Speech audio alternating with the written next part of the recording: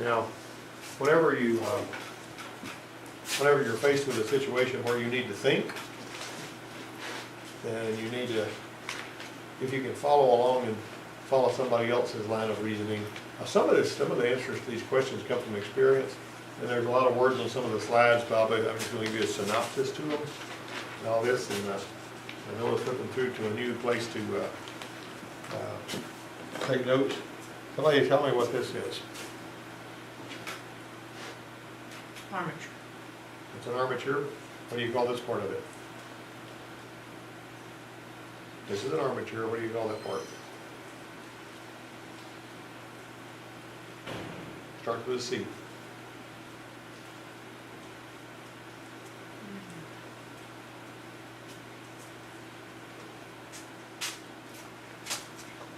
What do you call this part? This is an armature, and this is the commutator. Commutator is where the brushes are at. And permanent magnets in here. This thing spins inside of there, so it makes magnetic fields in that little armature so that they chase their tails around with these magnets following them, and that kind of thing. Now, what kind of gears are these?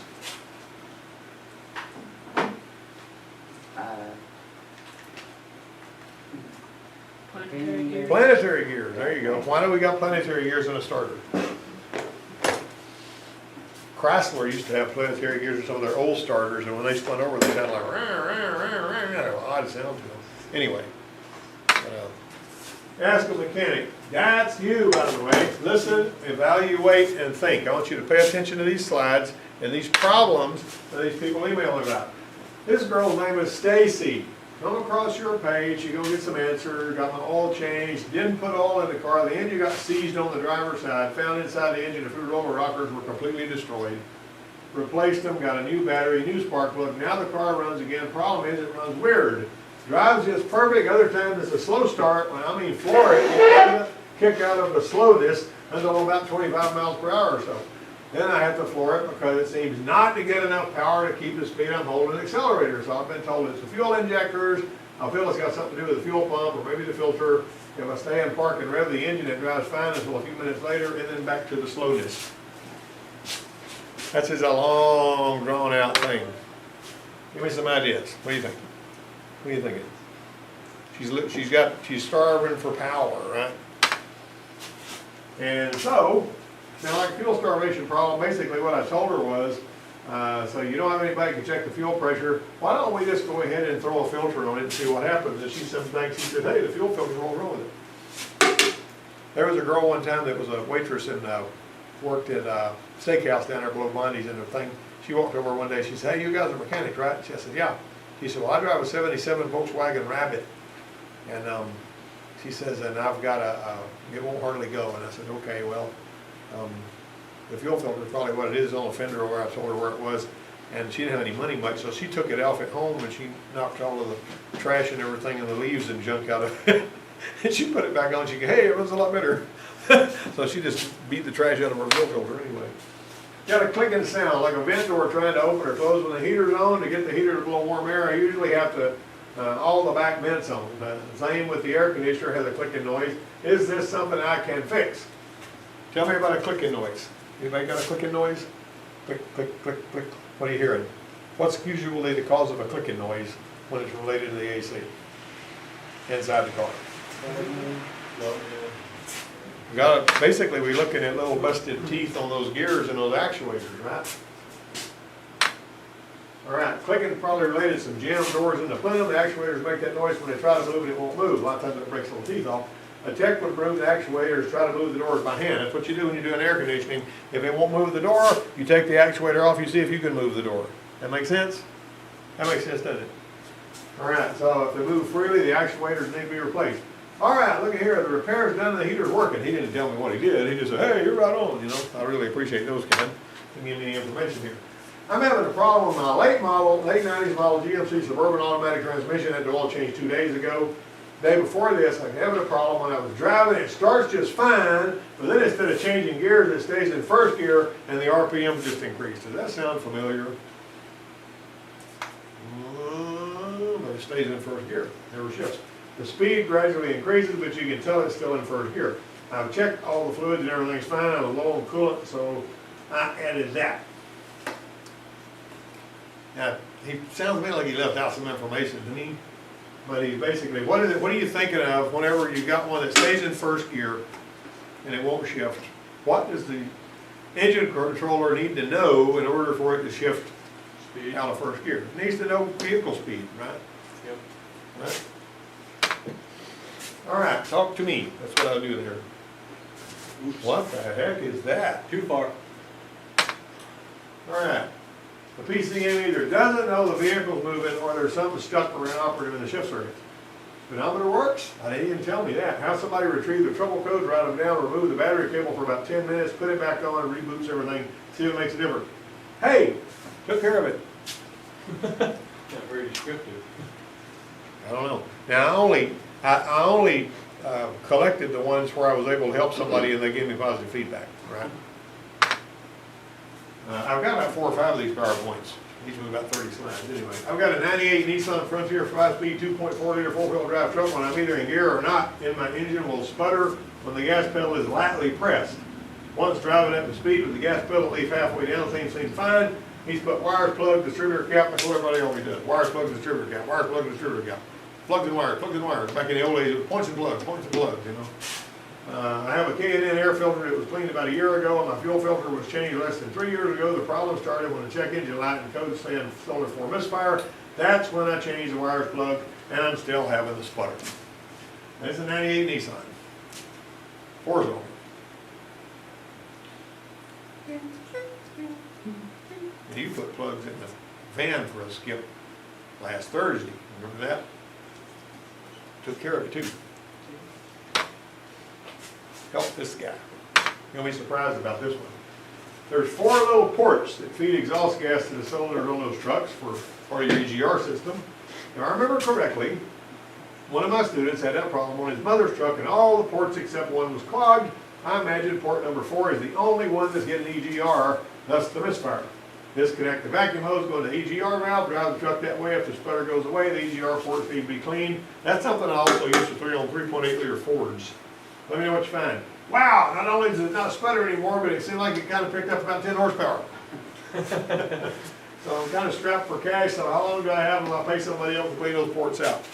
There was a guy from South Africa that emailed me one time, that is Mercedes, and he had a water pump leaking, and he said you could get a kit to rebuild the water pump, and it was, or you could get a water pump, but he says, and I don't know what kind of work he did, but he says it cost him a month's pay to buy a water pump for that vehicle. What can I do until I can save up the money to get a water pump? And he said, we don't make any noise, the pulley wasn't loose, it was just leaking water from the water pump we pulled. And then I put some JB Weld in there, will it be all right? No, you don't do that. And I says, pour a little bit of brake fluid in the radiator. And you'll watch it and it'll stop leaking. And then you gotta drain it all out and put, fresh coolant all back in it. So, this guy was from Britain. He was British, I guess, because he sent back and said, well, knock me over with a feather, it quit leaking. Anyway, it saved his hide because he was able to, wait. Now, if you leave the brake fluid in there, it just eventually makes the seal too soft. It softens the seal, is what it does. And then it wipes everything out and the seal starts leaking worse, So that's why as soon as it quits leaking, you drain all the water out and start over and do stuff. I've got an 03 Ford Explorer with about 96,000 miles on it. The other day I put it in reverse, backed up about 120 feet, got up to about 20 miles an hour, it started bucking. Drove to a parking lot and tried the same thing, kept getting the same thing. Any idea what may be the problem? The camshaft sensor. Or the crank sensor. One of the two. That's what was wrong with mine, that's what mine did. Yeah. Only in reverse? Oh, I didn't know that. He didn't want to give any problem going forward, just in reverse. I don't know that. Now this is one of those things that if you haven't seen it before, you won't know what the sound hell it is. Normal thing. On some Fords, not all of them. 95 Taurus, it wouldn't do that. Now here's the thing. Back in the late 90s, or into somewhere in the 90s, Audis were having reports that when people would get in the car and start it up, it would take off backwards and crash into something when they put it in gear. Well, an independent study was done on that and found out there was nothing wrong with the cars. It was driver error.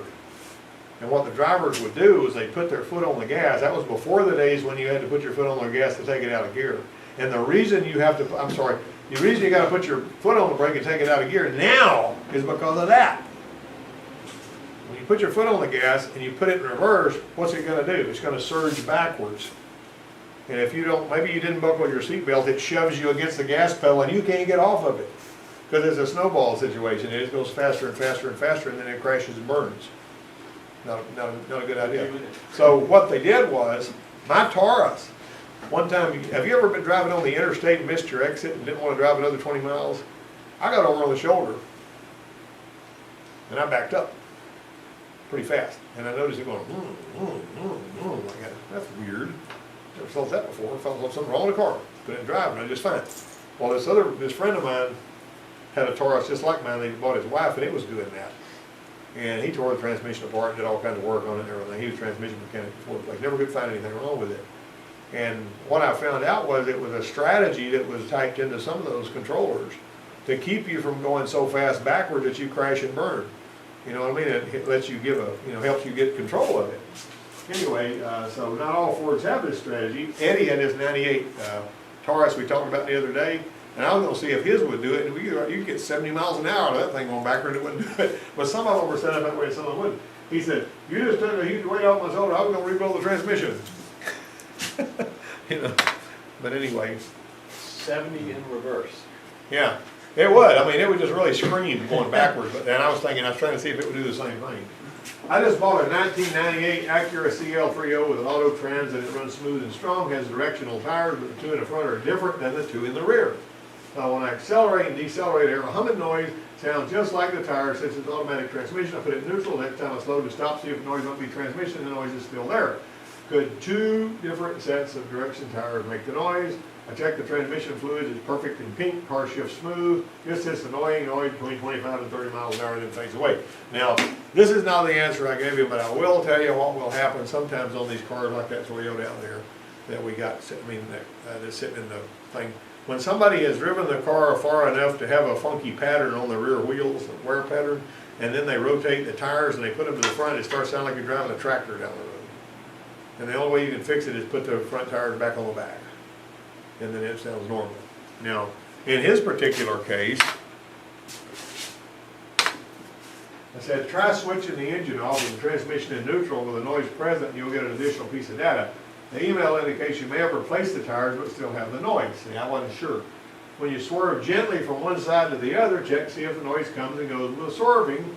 If it's not too objectionable, I wouldn't worry a lot about it. Just pay attention. If it starts getting worse, it's probably the tires. So, well, he did several things. He put the transmission in neutral, turned off the engine. The noise was there all the way to a dead stop, like being in a truck with a tire noise. So he drove the car, swerved left, right, heard the noise change sound, changed the rear tires to the fronts to the rear, and the noise is now heard at higher speeds as opposed to before when he heard it around 25 to 30. And sometimes tires will cause them to pull too. Like if you got one that's pulling and the alignment's okay, and everything, and you can swap the tires around, it pulls the other way. The tires may look just fine, but every now and then you'll have a tire that even though it looks just fine, it doesn't like rolling. So it'll have rolling resistance and cause that. All right, when the lights are on, the brake pedal's pushed, all rear lights except the top middle brake light, that's the top middle. When lights are on, running lights, holler, full headlights, cruise control won't work. Cruise button on dash lights up when pushed, but can't set the speed. So the cruise control's dead and the lights are out. When the cruise is on, all brake lights except the top middle light won't work sometimes. When the vehicle's off, driver's side doors open, brake pedals pressed, constant high-pitched sound happens.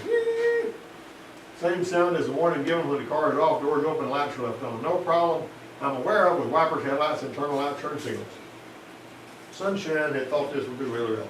Somebody said it could be a turn signal malfunction, multifunction switch in the steering column. Does that seem like it could be the cause? Big bucks for that, or something else? What you gonna tell her? Does that sound pretty spooky? Here's the thing. Let's start simple. You ever heard of Occam's razor? You probably heard of that, Mr. Homeschool.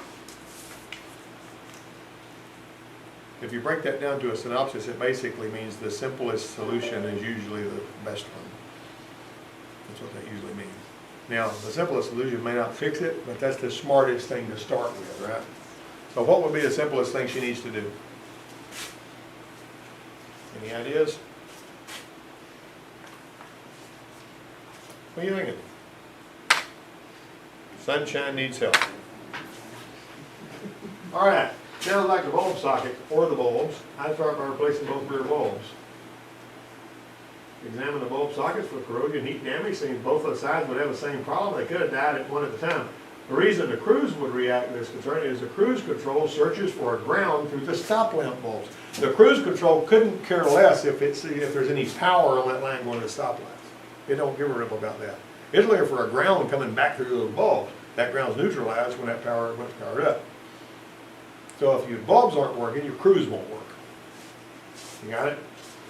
All right, bad bulb connection, bad bulb ground, cruise will react as if the brake pedal's being activated, which will kill the cruise as well. The brake lights may be getting their ground through the tail lamp filament or vice versa, which would explain why those lights go off when you apply the brakes. Let's replace the bulbs and examine the sockets first. This is the simplest, cheapest thing and something she can probably do herself. Okay, you got that? I'm assuming Sunshine is a girl, I don't know. All right. Her follow-up. I replaced both rear brake light bulbs and everything works like a charm. All the problems went away. See what I'm saying? The simple stuff first.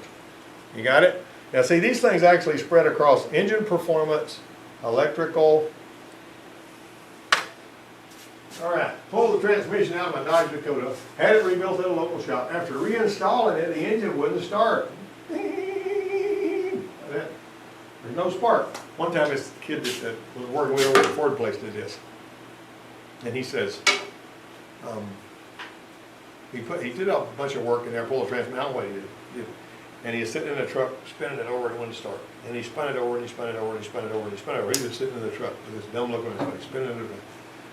And I started, hey! And he stopped and he looked at me and said, it ain't gonna start!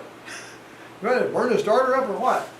Well, anyway, all electrical connectors are intact and correctly attached to the training other than disconnecting the battery. Nothing was done to the electrical system. Dave.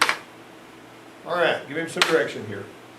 Check the crank sensor wires. You probably pinched them putting the transmission back in. That's possible, right?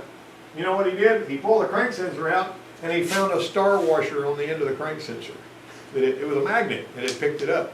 He just picked the thing up without looking at it and stuck it in there. And he had a no start because of a star washer that was stuck to the sensor, which was, that happens sometimes, stuff like that. All right, my vehicle will not stay started unless I press the gas. It'll stay running as long as I keep pressing the gas. This is a Crown Victoria. What's the problem? On idle. Let off the gas, it goes dead. Crank it up, it goes dead. Crank it up, it goes dead. Unless you give it, put it on the gas and it stays alive. What do you think, Noah? I'm trying to get y'all to think. You know what I mean? I'm giving you the answers to all these, so you're not really having to think. You're just waiting for me to shut up so you can go to lunch. Is that right? All right. What's she need to do? I'd say the out of air control valve stuck. Make sure there are no vacuum leaks. Have somebody clean the throttle body and replace the out of air control valve. Yay! Yeah, it's complicated on those. I mean, it was an out of air control valve like this one right here. So it pulls more current to that thing and pulls it back against the spring and lets air go around the throttle plate. And if it's stuck like a cork. And sometimes when that's going on, you can hit it and it starts idling. But it's going to stick again. That's the end of the show. However, what y'all need to do is you need to start thinking about being able to help somebody with their stuff used on your personal knowledge. Now, what do you do? What's the Occam's razor thing I was talking about? Simplest solutions, usually the best. Mm-hmm. The simplest solution is usually the best one. Whenever you're thinking, you're racking your brain and all that kind of stuff. I don't know how many times I've seen a situation where somebody's racking their brain. It was pretty simple. Let me ask you this. They used to come to me, some of the mechanics from across the shop, and they'd say, when I mash the brake, the park lights, the dash lights come on. I don't have any of the lights on, but when I mash the brake, the dash lights come on. I ran into that several times. And these guys are pulling their hair out trying to figure out how many wire harnesses they're going to have to split. And well, they're going to have to find out what's shorted together. Oh my word, this is terrible. All right, so where would you start, Sierra? I can see the wheels turning in your head. You don't know? I told him, I says, take all of the bulbs out of the back and see if it still does it. So we take the bulbs out of the back and it doesn't do it anymore. Like the one yes and no. Actually, some of those bulbs with the brass bottom on them, you know, not the ones that are, not the ones like this, but the ones with the brass bottom on them. Internally, the two filaments, the high and the low, they'll get shorted together inside the bulb.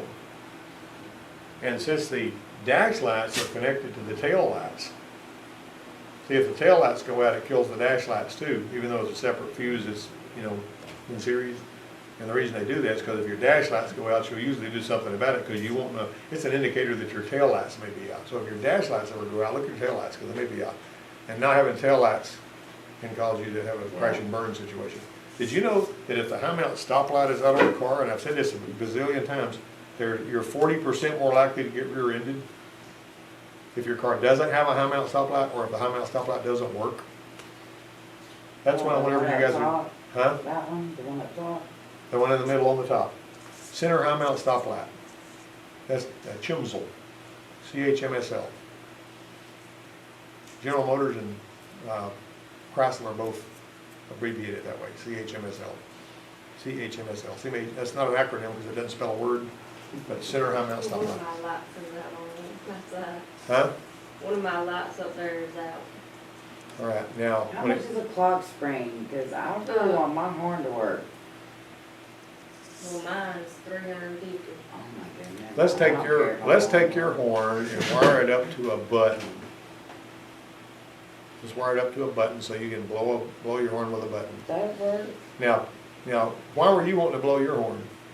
Because people aggravate me. Yeah. Wait, I've they seen have it. there's some dangerous people out there, man.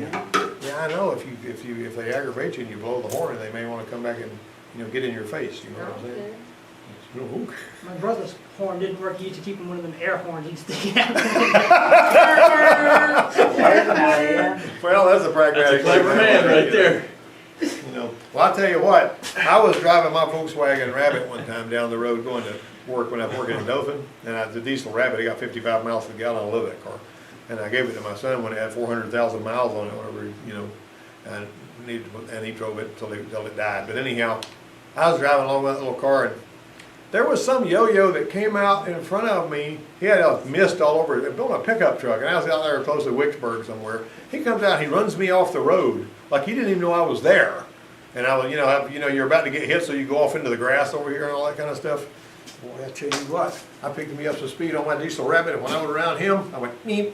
He didn't want to do that again. No, sir, I'm sure that shook him up.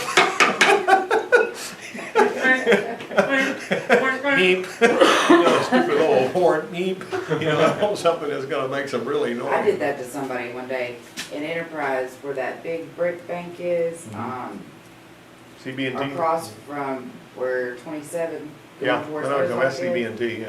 I didn't see them, and I was getting over in the right-hand lane, and I pure ran them off the road. I felt so, I wouldn't even look at them. I was like, Well, that's the way it is. When you're about to run somebody off the road and they go by way, oh, like that, you're going like this. I'm like, oh my But when they were gosh. just about run you off the road, you go by them going, Cause I didn't blame them for that, cause I was in the wrong. I sure ran, pure run them off. One of the worst things that you can do though is when you're driving is driving somebody's blind spot. So people will get real comfortable riding in the blind spot because they can see you just fine and you're just like they're right there in front of them, but they don't know you're there. And sometimes they'll try to change lanes on you and then you get mad at them, but they couldn't see That you. happened with semi. Yep. Went out in the median and that big old, Yep, but anyway, That's what that'll, happened, cause I looked before I went. Oh. a lot of the vehicles nowadays have actually got sensors back there and it'll tell you when there's a car there that you Yeah. can't see. in your mirror. Wow, light. I Basically never what you owned do. one of those And cars, my wife's pickup truck, somebody on the Explorer that I got put little round convex mirrors on the bottom left corner of the mirror so you can see, better, won't have that blind spot.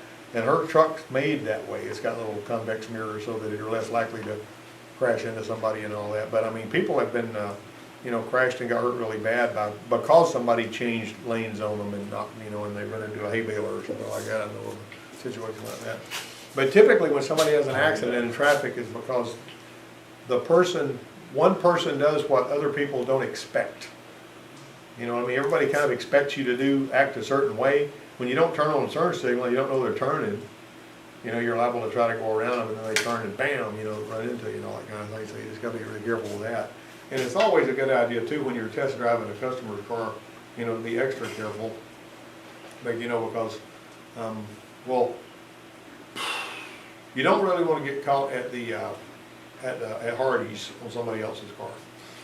This one guy that I knew of was driving a Lincoln that belonged to a customer, and he went by to get some sausage biscuits, on this guy's Lincoln. And so the guy pulled over and went up there. When he pulled out a Hardee's, he says, "What are you doing at Hardee's on my Lincoln?" And he says, "Well, I'm buying some sausage biscuits, you want one?"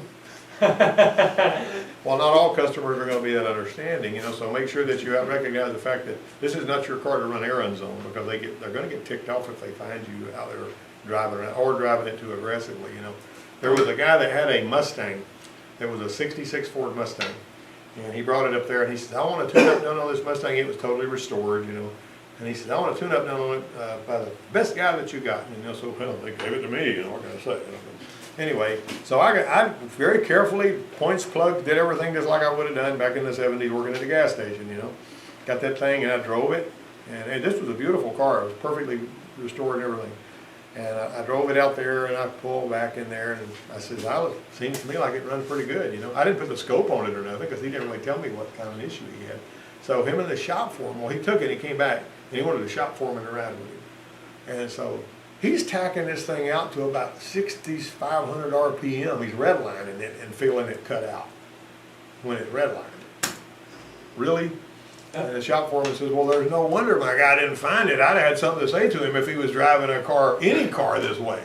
The guy says, "Well, that's the way I drive it." And so anyway, what I found out, you know the old spark plug wires that went through the boot down into the distributor, you remember? This one here, they were going in there, but one of them hadn't been shoved down there and snapped in place, and it was jumping a spark about that far.